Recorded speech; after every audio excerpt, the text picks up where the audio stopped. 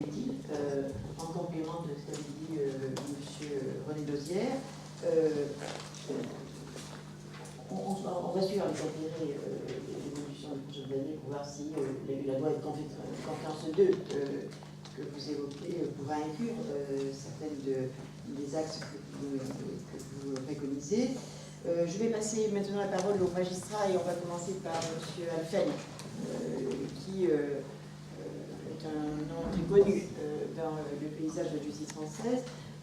Et donc, il est important que, compte tenu de votre expérience, vous nous disiez ce que vous pensez des nouveaux moyens, des nouveaux enjeux en ce qui concerne la lutte contre la corruption. Merci, bonjour. Je vous remercie déjà de m'avoir convié. Je vous remercie d'être là aussi, parce que la première étape de la lutte contre la corruption, c'est en venant s'informer en tant que citoyen. Parce que finalement, qu'est-ce qui résout les problèmes de corruption? C'est quand même le bulletin qu'on glisse dans le lion. Avec quelques-uns, on avait créé l'association Anticorps en 2002, en réaction à la présence de Jean-Marie Le Pen au deuxième tour de l'élection présidentielle, parce que dans les études d'opinion et surtout dans les études des votes qui étaient faites auprès des gens qui avaient voté Jean-Marie Le Pen, venait en deuxième position comme raison pour expliquer ce vote l'honnêteté ou la malhonnêteté des autres. Et on s'était dit d'abord que c'était totalement aberrant de penser que côté Front National, il y avait moins de gens malhonnêtes qu'ailleurs. Et surtout, on s'était dit qu'il ne fallait pas laisser ce discours-là aux partis extrémistes, mais qu'il fallait que les partis classiques et républicains s'en emparent. Et c'est la raison pour laquelle on avait créé cette association qui se voulait transcourant politique, du moment que c'était des partis républicains, et qui voulait faire en sorte que les élus d'abord et les citoyens prennent conscience de ce véritable problème. Parce que comme on l'a dit tout à l'heure, la transparence c'est bien, et encore il faudrait apporter des nuances, mais la corruption, la lutte contre la corruption c'est encore mieux. C'est-à-dire ce qui compte en fait c'est pas de savoir si telle ou telle personne est allée dans tel restaurant ou a acheté tel appartement, c'est de savoir surtout s'il est honnête et s'il respecte la loi. Moi je viens d'une époque, quasiment la préhistoire, je viens d'une époque dans laquelle quand les juges d'instruction voulaient envoyer des commissions rogatoires internationales dans un autre pays de l'Europe, il fallait qu'ils envoient leur commission rogatoire d'abord à la chancellerie, et c'était uniquement le ministre de la Justice qui assurait la transmission de cette commission rogatoire au pays qui était requis. Et j'ai encore le souvenir d'un exemple où nous avions constaté qu'il y avait un compte bancaire en Suisse qui avait alimenté à la fois Michel Rett du côté de Rennes et de Nantes, Maurice Arex du côté de Toulon et Jean-Claude Méry de mon côté, c'est-à-dire le RPR à l'époque, l'UDF et le Parti Socialiste, et que ce compte bancaire, donc, qui était situé en Suisse, était géré par une filiale d'une société d'eau. Et donc nous avions en même temps, tous les trois, il y avait Van Limbeck, il y avait Thierry Roland, il y avait moi, nous avions envoyé tous les trois une commission rogatoire en Suisse pour obtenir les relevés de ces comptes-là. Et nous avons appris 4 mois après que le garde des Sceaux de l'époque, je vais donner son nom, Jacques Toubon, parce qu'il est rentré à la mode maintenant, il vient de la préhistoire, mais il s'est refait de virginité. Le garde des Sceaux de l'époque, Jacques Toubon, avait gardé sous le coude la commission rogatoire, tout simplement pour qu'il n'y ait pas d'investigation et qu'on fasse travailler le chronomètre là où il y avait de l'autre côté le courage ou la volonté des juges.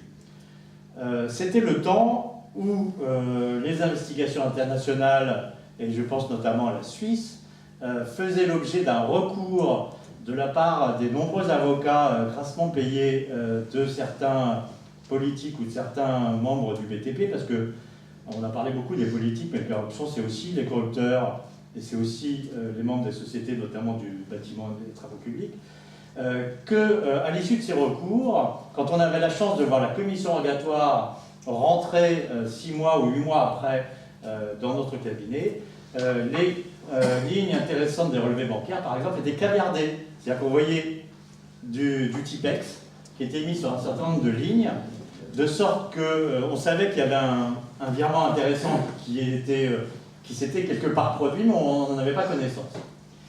C'était le temps où les délinquants recherchés dans un pays d'Europe pouvaient tranquillement se cacher dans un autre pays européen, de sorte qu'il y avait une véritable inégalité entre les frontières qui étaient fermées pour les juges et qui étaient largement ouvertes pour les délinquants. C'était l'époque où les policiers ne pouvaient pas enquêter au-delà de leurs frontières. C'est-à-dire que quand ils arrivaient quelque part et que les délinquants en voiture franchissaient la frontière, ils ne pouvaient pas continuer. Tout ça pour dire que c'était le temps où les quelques juges dont je m'honore d'avoir fait partie et essayaient de lutter contre la corruption étaient bien seuls, d'où le nom de mon livre 7 ans de solitude, et surtout ils agissaient dans l'indifférence la plus totale. Je reparlerai tout à l'heure de l'aspect européen des choses, mais c'était l'époque où on avait lancé avec plusieurs l'appel de Genève. J'avais pas voulu y figurer officiellement parce qu'à l'époque j'avais une affaire en cours et que j'avais pas voulu profiter de cette histoire-là, mais on était plusieurs à avoir lancé une commission rogatoire pour que justement la coopération internationale, notamment en Europe, se développe, et personne ne nous écoutait, c'est comme si on criait dans le désert. Alors, depuis la préhistoire, que s'est-il passé? Ça va mieux. Je suis un grand pessimiste, mais là je dois dire, enfin pessimiste là-dessus sur la lutte contre la corruption, je suis plutôt optimiste autrement, ça va beaucoup mieux. Pour reprendre les exemples que je viens de citer, il y a maintenant une transmission directe des commissions rogatoires internationales sans passer par la chancellerie. Un certain nombre de pays, par exemple la Suisse, se sont largement améliorés du côté de la transparence, à savoir que maintenant, des gens qui ont des comptes en Suisse, même si la fiduciaire qui était l'intermédiaire obligé ne coopère pas, la banque, elle, va donner les relevés de compte. Il y a eu un grand progrès avec la création du mandat d'arrêt européen. Il y a un certain nombre d'accords bilatéraux entre plusieurs pays, par exemple en matière de stupéfiants, qui est lié à la corruption, c'est pas, les choses ne sont pas séparées comme ça. Il y a eu des gros accords entre la France et l'Espagne qui font que quand des policiers français sont à la frontière franco-espagnole et que les gens qui suivent depuis une journée la passent cette frontière, ils ont le droit de suivre, ils ont le droit de poursuivre la géolocalisation, ils ont le droit de poursuivre les écoutes téléphoniques et ils ont le droit d'assister aux transactions qui seront faites de l'autre côté des Pyrénées, à condition qu'un certain nombre de policiers espagnols, par exemple, soient là. Donc, ça va mieux. Et ça va mieux, on en parlait à l'instant. Il y a eu les suites de l'affaire Cahuzac, il y a une plus grande transparence, il y a eu la création du parquet national financier, il y a eu la haute autorité pour la transparence, il y a, ça va peut-être vous étonner que j'en parle, mais il y a le grand boom des réseaux sociaux. Alors les réseaux sociaux, évidemment, que c'est la meilleure et la pire des choses comme la langue d'Ésope, mais cela étant, ça permet au moins qu'on sache un certain nombre de choses, que les choses restent moins secrètes qu'auparavant, et que du coup, les pratiques, en particulier politiques et dans les marchés publics, s'améliorent. Faut-il pour autant se dire que tout va bien dans le meilleur des mondes? Je ne pense pas. Au niveau international, on attend toujours de pouvoir avoir des investigations lancées au niveau européen. On parle du parquet européen, mais le parquet européen dont on parle, c'est celui qui sera là uniquement pour réprimer les fraudes communautaires. Or, ce qu'il faudrait, c'est créer un parquet européen qui s'occupe au niveau européen de diligenter les enquêtes, notamment en matière de corruption, qui concernent plusieurs des pays européens. Et ça, on attend depuis des années. Je ne suis pas sûr qu'on le voit un jour.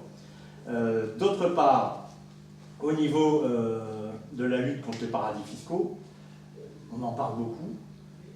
L'Angleterre récemment a fait des déclarations laissant penser que peut-être un jour il y aura la suppression de certains paradis fiscaux, mais encore maintenant, pour ouvrir un compte bancaire, vous prenez une société panaméenne, c'est le plus simple, enfin il y a Turk & Caicos, il y a un certain nombre d'îles vierges totalement inconnues qui permettent de donner une nationalité à une société. La société va ouvrir un compte bancaire un peu partout dans n'importe quel pays européen. Je pense par exemple à l'Autriche, qui est passée entre les gouttes depuis des années et qui est un grand pourvoyeur d'argent sale. Et donc, encore maintenant, on parlait de transparence tout à l'heure, mais de ce côté-là, il n'y a pas de transparence. Je voudrais dire un mot du verrou de Bercy, parce qu'on a la chance d'avoir un parlementaire ici présent. Le verrou de Bercy, c'est quelque chose qui empêche le parquet, contrairement à toutes les autres infractions, de diligenter des enquêtes. C'est-à-dire, il y a une dépossession de l'opportunité des poursuites pour le parquet pour tout ce qui concerne la fraude fiscale. Et je sais que Emmanuel Macron est contre la suppression du verrou de Bercy parce que, et c'est légitime comme réaction, il considère qu'à partir du moment où l'État est la première victime, c'est à l'État de négocier pour éventuellement récupérer pas mal d'argent et la poursuite ou pas pénale lui sert de moyen de pression pour obtenir un certain nombre de rentrées d'argent. Cela étant, en tant que magistrat, je trouve anormal que dans certaines infractions, le parquet ne puisse pas décider de lui-même de l'opportunité de poursuite. Et si j'en parle, c'est parce qu'il y a une mission parlementaire d'enquête en ce moment, avec notamment quelqu'un d'En Marche, et que je pense qu'ils vont eux aussi demander à ce que ce verrou de Bercy soit levé. En tout cas, je pense que, je ne sais pas si ce sera utile, mais en tout cas, dans l'opinion publique, on parlait tout à l'heure du lien entre le citoyen et le personnel politique. Je pense que dans cette confiance, dans ce lien à renouer, ça pourrait être important. C'est en ce moment, je me permets. Oui, c'est important, c'est pour ça que j'en parle. Le rendu des travaux est précisément en ce moment. Mais après, ça va décider quand même, ça va dépendre de ce que veut exactement le... C'est une mission d'information. Voilà, le gouvernement notamment. La justice européenne, en quelques mots, il y a des structures qui sont par exemple Europol et Eurojust, mais c'est des structures essentiellement de renseignement et pas, comme je l'ai dit tout à l'heure, des structures d'enquête. À ce propos,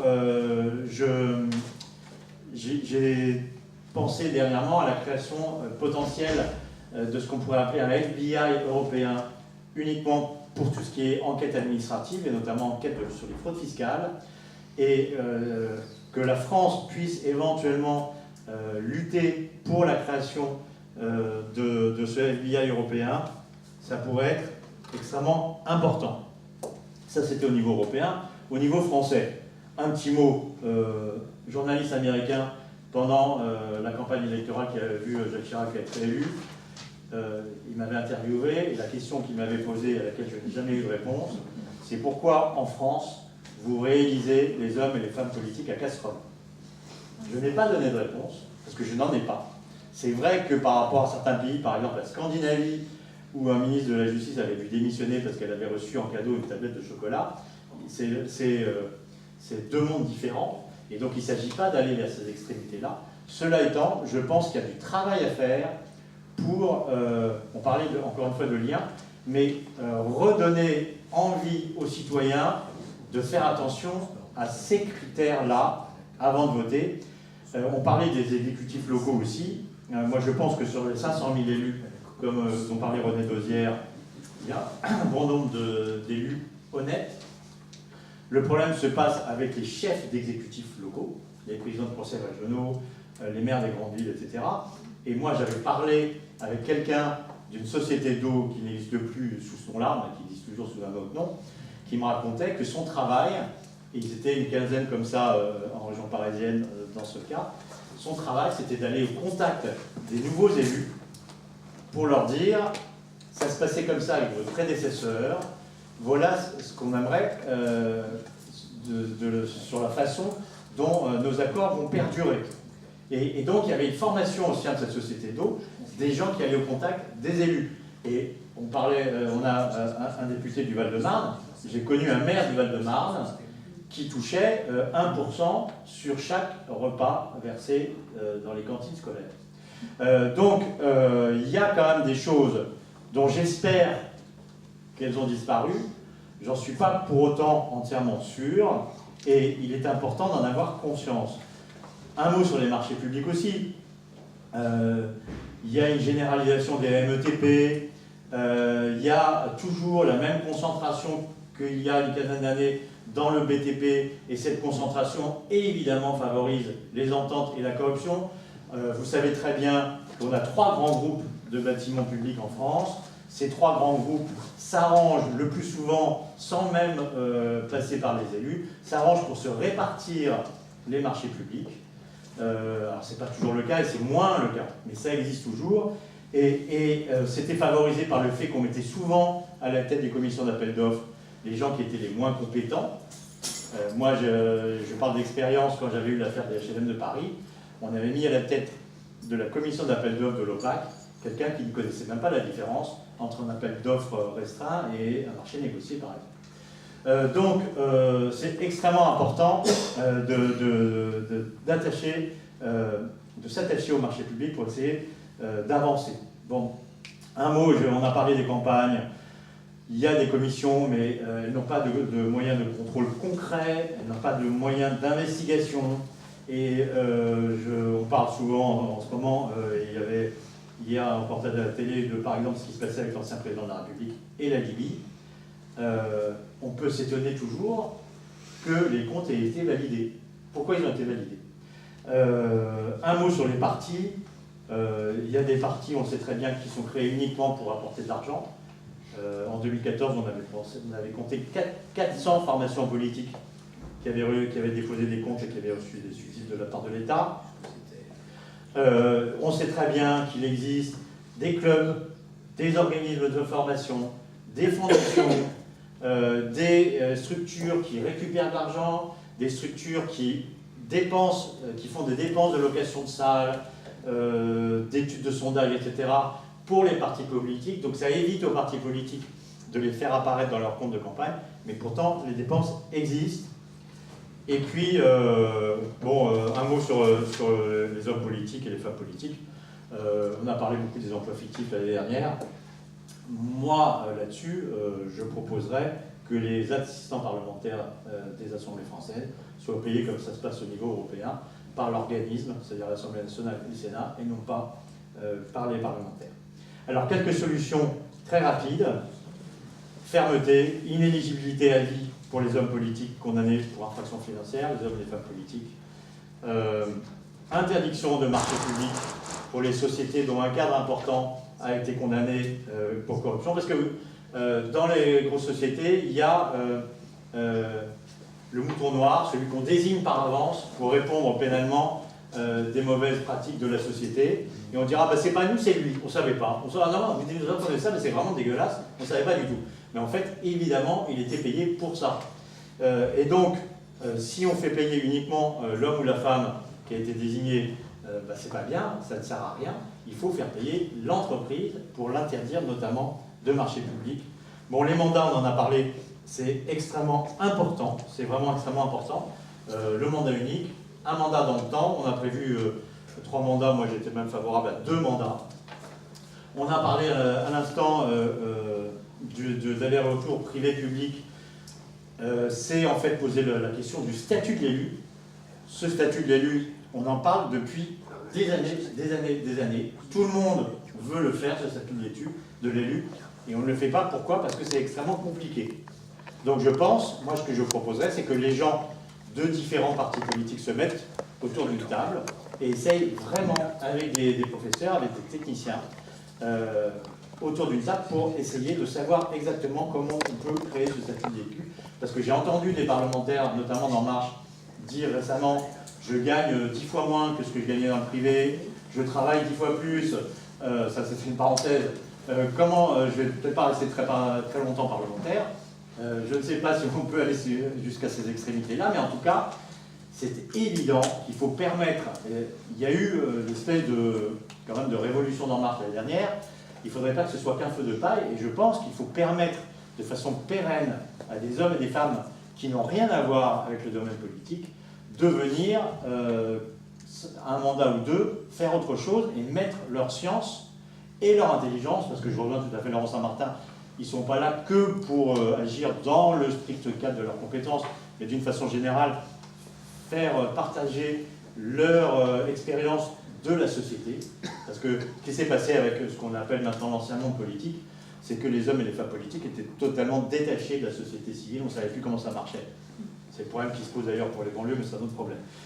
Donc, il y a des choses comme ça qu'il faut changer. Je vais très vite parce que j'ai peut-être dépassé mon temps de parole.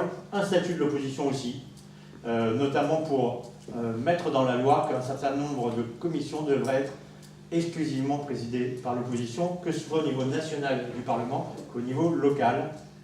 Il y a une petite marotte, ma marotte, dont je parle depuis des années et des années. Comme a dit René Dosière, c'est pas parce que ce sera jamais fait qu'il ne faut pas en parler. Ma marotte à moi, c'est la police judiciaire. On sait très bien qu'une justice indépendante avec une police qui ne l'est pas, ça ne sert à rien. Moi, j'ai l'expérience de commissaire de police qui appelait les gens chez qui je leur avais demandé d'aller faire des perquisitions pour les prévenir de ce qu'ils allaient venir. J'ai des commissaires de police qui d'abord appelaient leur hiérarchie et le ministre de l'Intérieur pour savoir s'ils devaient m'obéir. Donc c'est ces choses-là qu'il faut supprimer en faisant en sorte que la police judiciaire soit digne de son nom de judiciaire, c'est-à-dire qu'elle dépend des juges et non pas du gouvernement. Voilà, je pense que j'ai dit l'essentiel de ce que je voulais dire. Je vous remercie.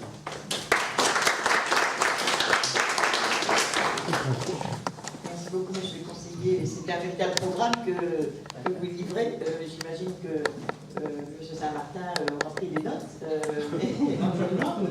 En tout cas, il est important que vous rappeliez la préhistoire, ne serait-ce que pour les plus jeunes. Et même quand on n'est pas très jeune comme moi, on a oublié en partie. Et donc, c'est un rappel salutaire, je crois, pour mieux mesurer ce qui reste à faire. Merci beaucoup. Je vais passer immédiatement la parole à monsieur Miller, donc magistrat de la Cour des comptes. Dont les propos ne seront pas trop dramatiques. J'espère ne pas vous décevoir, mais je serai plus près des faits. Voilà. Je n'égare, avant de commencer mon propos, de vous remercier, Madame la Présidente séance, M. le professeur Bouvier et le Fond d'Afrique, non seulement pour m'avoir invité, mais pour la qualité des débats auxquels j'ai eu l'occasion d'assister, comme nous tous, depuis cette matinée. Je crois que nous partirons tous plus savants et peut-être meilleurs que nous sommes arrivés ce matin de Malmö. J'aurais pu centrer mon propos sur la Cour des comptes et sur les juridictions financières, sur un développement un petit peu relativement classique. En tant que tel, une ISC, une institution supérieure de contrôle indépendante qui a la maîtrise de ses programmes et des programmes de ses travaux et de ses publications, contribue à l'information du citoyen, usager, contribuable, elle contribue à la transparence des gestions publiques et elle a un rôle préventif. En de surcroît, il s'agit d'une institution supérieure de contrôle du modèle juridictionnel à la française, c'est-à-dire qui est doté de quelques pouvoirs de sanction, certes spécialisés, mais pas tant que ça, si j'inclus la possibilité, si j'inclus la CDBF dans le monde des juridictions financière, effectivement, elle joue un rôle. Mais je trouvais que c'était un propos un peu classique et je voulais lever un point du voile sur quelque chose qui est connu des spécialistes, connu certainement de mon voisin à gauche, monsieur le conseiller Alphen, qui est la relation, mais qui n'est pas forcément connue du grand public, qui est la relation entre les juridictions financières, la Cour des comptes, les CRTC, les chambres régionales et territoriales des comptes, et l'autorité judiciaire. Et d'entrée de jeu, je peux commencer par un paradoxe, ou du moins par tenter de justifier ma présence ici. Parce que, d'entrée de jeu, il n'est pas évident, et on peut même douter, que la Cour des comptes ait pour finalité première, la lutte contre la corruption, au sens où nous l'entendons dans le cadre de ce colloque. La Cour des comptes, ça ressort tant de ces textes institutifs de 1807, notamment l'exposé des motifs impériaux à la loi du 7 septembre 1807, que des textes applicables aujourd'hui. Elle a essentiellement pour mission d'informer le souverain. Dans la guerre, très long jadis, c'était l'empereur. Aujourd'hui, c'est la nation et ses représentants, c'est la société, c'est le citoyen, sur le bon emploi, l'emploi régulier, certes, mais le bon emploi de l'argent public. Ces missions les plus traditionnelles, mais aussi les plus importantes, celles qui consomment 75% de ces moyens, c'est-à-dire l'examen de la gestion qui se traduit par des observations et des observations publiées, le rapport public annuel, les rapports publics thématiques, les autres rapports publics que la loi prévoit, mais aussi les communications sous d'autres formes, qui s'appellent l'aide du président aux administrations, et puis le jugement des comptes, là ça fait les 3 quarts, on va dire 80% de l'activité de la Cour des comptes, s'inscrivent dans un scénario dont la lutte contre la délinquance financière ne semble pas a priori la priorité. Premier article du Code des juridictions financières, article L111.1, la Cour des comptes juge les comptes comptables qui lui sont soumis, avec cette structure qui relève de la juridiction de la Chambre régionale des comptes, livre 2, premier article du livre 2. Même chose pour les chambres régionales des comptes. On est loin, a priori, de la lutte contre la délinquance. Article L111.3 qui définit, qui est l'alpha et l'oméga de l'examen de la gestion des audits auxquels procède la Cour des comptes. Par ces contrôles, la Cour des comptes vérifie la régularité des recettes et des dépenses décrites dans les comptes et s'assure du bon emploi des crédits, fonds et valeurs gérés par les services et organismes relevant de sa compétence. On n'est pas a priori dans une mission de lutte contre la délinquance financière. Quant aux missions les plus modernes qui ont été confiées à la Cour des comptes depuis le début du XXIe siècle, la certification des comptes ou la contribution de l'État, la sécurité sociale à partir de 2006, l'évaluation des politiques publiques, comme contribution à une politique qui est confiée au Parlement, ce ne sont pas des missions qui vont directement dans le sens de la détection des crimes ou des délits. L'évolution concernant les chambres des comptes, c'est à peu près le même scénario que j'aurais pu développer. Et j'ai envie de dire, il n'est pas jusqu'à la création auprès de la Cour de discipline budgétaire et financière, cette grande méconnue en partie parce qu'elle le veut bien, parce que c'est vrai qu'elle rend un nombre d'arrêts intéressant, relativement limité. Enfin bon, elle joue un rôle pour l'appareil dans le dispositif répressif qui moralise l'action des gestionnaires publics. Et bien cette CDBF créée en 1948, dont on ne peut pas nier qu'elle ait été créée comme une juridiction à vocation répressive, il n'est pas jusqu'à elle qui recèle sa petite part d'ambiguïté. Et j'ai été frappé en préparant mon intervention de voir que, par l'un des moindres commentateurs, excusez du peu, le doyen Georges Vedel, écrivait au milieu du XXe siècle, il est évident que la Cour de discipline budgétaire et financière n'a pas pour vocation la répression, contre l'évidence des textes. Elle a vocation, disait-il, avec la finesse et la subtilité qui lui est habituelle pour ceux qui ont été ses élèves, la prévention par la voie de la répression.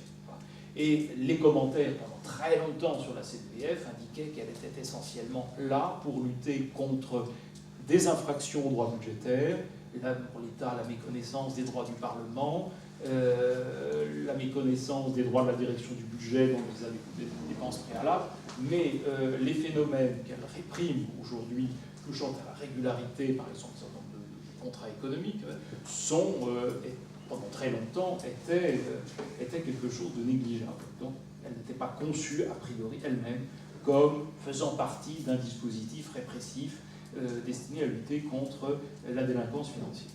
Toutefois, tout cela n'est qu'un paradoxe. La répression de la fraude n'est pas vraiment située très loin des préoccupations de la Cour des comptes et des chambres régionales des comptes. Je rappelle l'évidence, elle a d'abord été conçue comme une juridiction.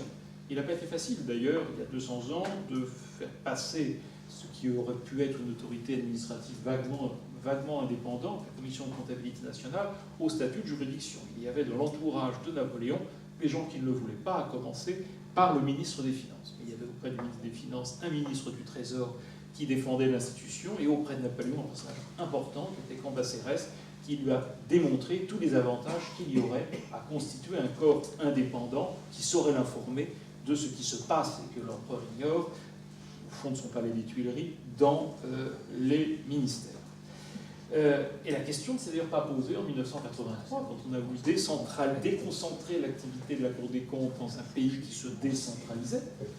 Eh bien, on a doté les chambres régionales des comptes des attributions juridictionnelles sur les comptes des comptables publics par démembrement, en quelque sorte, de la Cour des comptes. Alors, la mission de la Cour des comptes, bien qu'étroitement circonscrite par les questions de conformité à la règle des écritures, des dépenses et des recettes décrites dans les comptes, et un respect scrupuleux des règles de sa compétence, sont toujours définies, depuis l'origine, de façon à intégrer des préoccupations de régularité, je pourrais dire de régularité, de conformité, de compliance, derrière ces termes plus ou moins traditionnels ou modernes, ou importés avec traduction de l'anglais, il y a le même respect, la même préoccupation de respect des normes qui s'imposent à la gestion, le bon emploi des fonds publics, incluant des aspects de régularité. Comment ?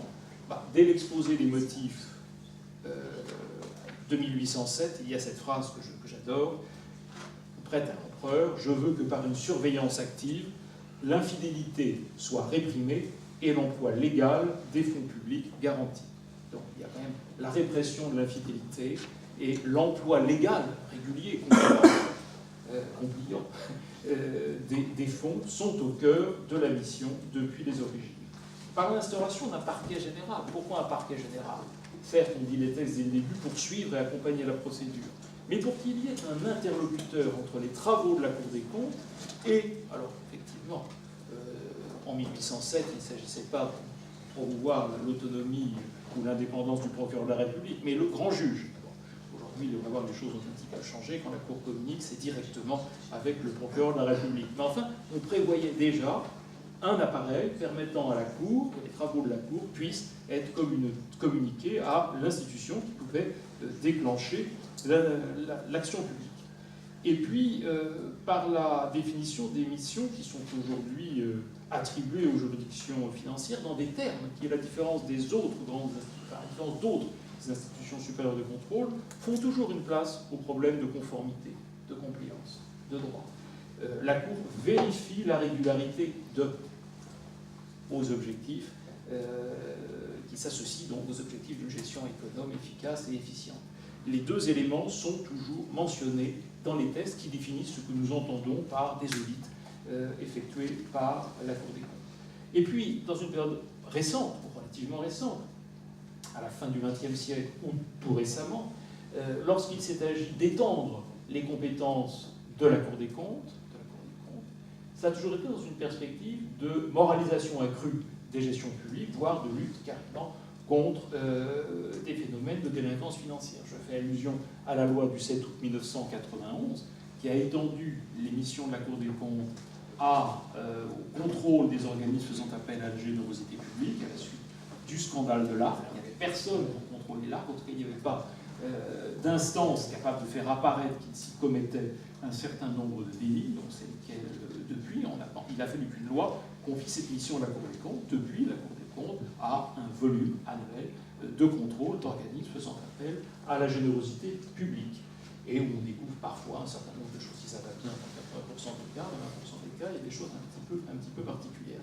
Puis tout récemment, je ne dis pas que c'est parce que c'est le terreau, c'est la mer, comme aurait dit peut-être l'interlocutrice de notre intervenante de tout à l'heure, de la corruption. Enfin, si on a étendu le contrôle de la Cour des comptes à ces personnes morales de droit privé que sont les cliniques privées, enfin les établissements privés sanitaires, médico-sociaux ou sanitaires, les cliniques, les emplois de retraite privés, etc., c'est certes dans un souci d'examiner plus complètement le bon emploi des fonds publics, des prélèvements obligatoires, parce que les fonds publics, les prélèvements obligatoires, ça comprend les fonds publics au sens traditionnel du terme, mais aussi le financement de la sécurité sociale, mais c'est aussi parce que on peut soupçonner que, loin de tout contrôle direct, il se passe parfois dans ces organismes des phénomènes qui pourraient relever, qui mériteraient l'attention des instances en charge de réprimer la corruption. Donc, bien que non créé pour ça, bien créé d'abord, comme dit l'article 15 de la Déclaration des droits de l'homme,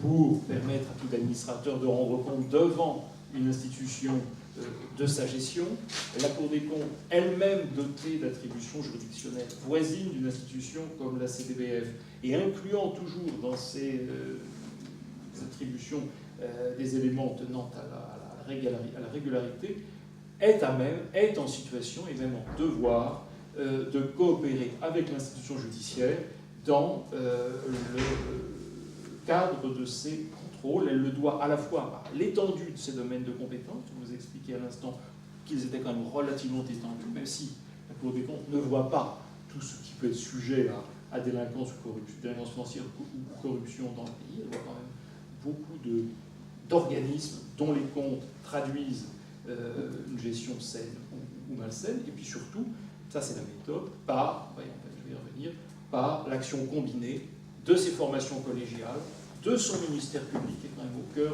du dispositif, et des différents acteurs qui la composent. Donc si j'ai un peu de temps encore, ça c'est mon introduction large, je voulais brièvement, dans cette longue introduction, évoquer avec vous le comment, c'est-à-dire quels sont les outils juridiques à disposition de la Cour des comptes et des juridictions financières pour coopérer avec l'autorité judiciaire, concrètement, selon quelles modalités et selon quels principes ces dispositifs sont mis en œuvre, et puis peut-être quelques mots des résultats. Alors, 3 minutes, alors je suis terriblement long. Est-ce que j'ai droit à ça? Oui. Bon. Brièvement, les moyens, vous les connaissez, vous pouvez les lire dans mon intervention écrite. Il faut savoir que le cœur de cette disposition qui permet à la Cour des comptes, à l'occasion de ces contrôles, quand elle découvre des faits de nature à motiver l'ouverture d'une procédure judiciaire, d'en informer le procureur général près la Cour des comptes, donc rôle central du parquet, qui en informe désormais le procureur de la République et non plus la chancellerie, ça c'est depuis 2017, et on avise le garde des Sceaux, ministre de la Justice, mais celui-ci n'a jamais freiné, en tout cas c'est l'expérience que nous en avons, les saisines venant de la Cour des comptes. Bien entendu, la Cour des comptes n'a même chose, mutatis mutandis, c'est la même chose au niveau local pour une chambre générale des comptes. La collégialité, vous allez me dire, semble avoir un monopole de cette information du parquet en vue d'informer l'autorité judiciaire. Que nenni l'article 40 du Code de procédure pénale, dont nous estimons, et l'autorité judiciaire avec nous, qu'il ne s'impose pas, je ne sais pas comment ça pourrait se faire une collégialité, qui ne s'impose pas au rapporteur qui instruit une affaire, qui doit d'abord déposer son rapport devant la Cour des comptes. L'article 40 du Code de procédure pénale s'applique, en tout cas peut-être opposable au parquet, au représentant du parquet, et le ministère public considère qu'en vertu de l'article 40 du Code de procédure pénale, il est le filet de sécurité des situations où la collégialité ne lui a pas demandé de transmettre des faits à l'autorité judiciaire. D'autres dispositions, je n'y insiste pas, permettent une coopération plus souple. C'est le droit de communication autonome du parquet, qui permet des échanges dans un cadre non pénal ou pré-pénal entre parquet judiciaire et parquet près la juridiction financière. Des mécanismes sont également prévus, indépendamment de toute transmission pénale dans ce sens-là, de permettre des extractions de pièces ou de copies de pièces détenues par la Cour des comptes ou une chambre générale des comptes pour alimenter une procédure judiciaire. Et j'y insiste, mais je ne développe pas, il existe, parce qu'on les oublie souvent, nos amis judiciaires les oublient souvent, des dispositions que j'appelle synalagmatiques, en miroir, qui permettent aussi, qui font même obligation au parquet judiciaire, d'informer la Cour des comptes ou la Chambre générale des comptes des faits de nature à concerner ces missions ou ces contrôles. Alors, les modalités pratiques, elles ont été encadrées depuis fort longtemps, encadrées et précisées par des circulaires. Ces circulaires, qui sont des circulaires élaborés entre la Direction des affaires criminelles et des grâces et au nom de la Cour des comptes par le parquet général près la Cour des comptes, ont joué un rôle déterminant pour accélérer le processus de coopération entre les deux institutions. L'origine, c'est la circulaire qui porte le nom de M. Cotte, 1990. Elle a initié, créé le mouvement. La deuxième circulaire, novembre 1997, on l'appelle souvent du nom du garde des Sceaux de l'époque, Mme Guigou, a joué un rôle essentiel parce qu'elle a permis des transmissions, certes, les textes prévoyaient, de la Cour des comptes ou des chambres générales des comptes en direction de l'autorité judiciaire, mais elle a permis en sens inverse, en étendant la doctrine du secret partagé, en l'étendant de l'ordre judiciaire à l'ensemble des juridictions financières qui ne sont pas de l'ordre judiciaire, de permettre aux juridictions financières, notamment quand elles avaient à faire face à des difficultés de preuve dans des procédures qui leur sont propres, le CDBF, mais surtout procédure par exemple de comptabilité de faits devant la Chambre générale des comptes, d'utiliser des éléments de preuve issus d'une procédure judiciaire. En l'an 2000, le législateur est venu donner une assise juridique à ce qui n'était qu'une extension d'une jurisprudence, celle sur le secret partagé. Une circulaire de 2003 en prend acte. Et aujourd'hui, les relations sont très précisées, très développées dans deux circulaires, enfin deux instructions. Une instruction de la Direction des affaires criminelles et graves du 10 décembre 2014 et une recommandation du procureur général à ses troupes, près la Cour des comptes, qui miroitent, qui sont rédigées dans les mêmes termes et qui organisent la nature des relations. Alors, ces relations, elles prônent non seulement des contacts étroits et réguliers entre les deux institutions, mais des contrôles très en amont des dossiers, des contrôles, des relations, des communications très en amont des dossiers qui permettent de comprendre la problématique des deux institutions. La Cour des comptes ne peut pas tout transmettre, ne peut pas tout voir, et toute affaire qu'on envoie à l'autorité judiciaire ne peut pas forcément prospérer dans le cas. Et c'est un des chevaux de bataille du parquet actuellement, du procureur général actuel, Gilles Joannet, que d'encourager une sélectivité intelligente des transmissions de la part de la Cour des comptes et une instruction aussi rigoureuse que possible des dossiers envoyés à l'autorité judiciaire, car nous nous étions aperçus dans le passé que la plupart des transmissions, beaucoup de transmissions en ce cas, ne prospéraient pas, faute soit d'avoir réfléchi suffisamment en amont sur les questions de prescription, ou faute d'avoir suffisamment cerné les faits. Les moyens dont dispose l'institution judiciaire sont limités pour que les transmissions qui proviennent de la Cour des comptes ou d'une chambre des comptes aient une chance de prospérer. Il faut que préinstruction soit faite et il faut surtout que les faits soient nettement circonscrits. Quelqu'un a posé tout à l'heure une question en direction de Tracfin. La circulaire du procureur général, recommandation à ses troupes, procureur financier et son propre parquet que j'évoquais tout à l'heure, évoque et cherche à promouvoir les relations avec Tracfin. Le parquet général mentionne aussi souvent que nécessaire, à l'occasion des contrôles sur lesquels il est amené à conclure, les contrôles de la Cour, le rapport de la Cour sur lequel il est amené à conclure, que des faits peuvent non seulement concerner l'autorité judiciaire, mais qu'ils peuvent utilement recevoir un développement intéressant si on les transmet à Tracfin. Et demain, c'est avec l'Agence française anticorruption, certainement, que le parquet général établira un certain nombre de liens.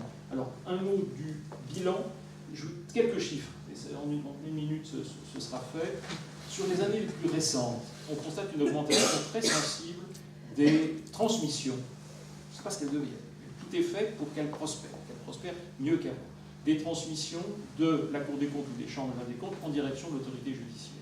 77 l'année dernière, 77 en 2016, 57 en 2015. C'est une progression totalement tout à fait inattendue. 20 à 25% provenant de la Cour des comptes, le reste des chambres régionales des comptes. La quantité est souvent inversement proportionnelle, non pas à la qualité, mais à la gravité. Les transmissions de la Cour sont peut-être un tout petit peu moins nombreuses, elles portent souvent sur des dossiers plus lourds, pas systématiquement, mais sur des dossiers plus lourds. Celles des chambres des comptes sont plus nombreuses, les dossiers ou les enjeux financiers de ces dossiers sont souvent un petit peu moins. Et on constate que sur ces 67-57 transmissions annuelles, les transmissions autonomes à la seule initiative du procureur général, le filet de sécurité que j'évoquais tout à l'heure, représentent 2 il y a 3 ans, 4 en 2016 et 5 transmissions en 2017, donc un nombre croissant de transmissions autonomes du procureur général. Vous pourrez lire dans mon intervention quels sont les pré-délits, les pré-qualifications, attention, pas les qualifications que contraindra le juge pénal, mais les pré-qualifications qui sont à l'origine de ces transmissions, et vous y verrez que ça n'est pas la corruption au sens étroit du terme, les délits de corruption tels que nous l'avons entendu développer ce matin, qui est souvent à l'origine, parce que la corruption se prouve extrêmement difficilement. Ils sont souvent les phénomènes des délits de favoritisme en matière de marché, mais aussi des situations de prise illégale d'intérêt. Dans les chambres des comptes, plus qu'à la Cour des comptes, j'y ajoute les phénomènes d'abus de confiance et de biens sociaux qui constituent la part dominante des transmissions, du moins des préqualifications auxquelles la Cour des comptes procède. Voilà, j'attends vos questions, il y aura des questions. Je vais céder la parole en priant, on m'excuse d'avoir été trop long, sur les phénomènes que l'on constate, les secteurs à risque que l'on constate. Je ne pourrais pas l'écrire, mais je pourrais en dire un peu. Merci beaucoup.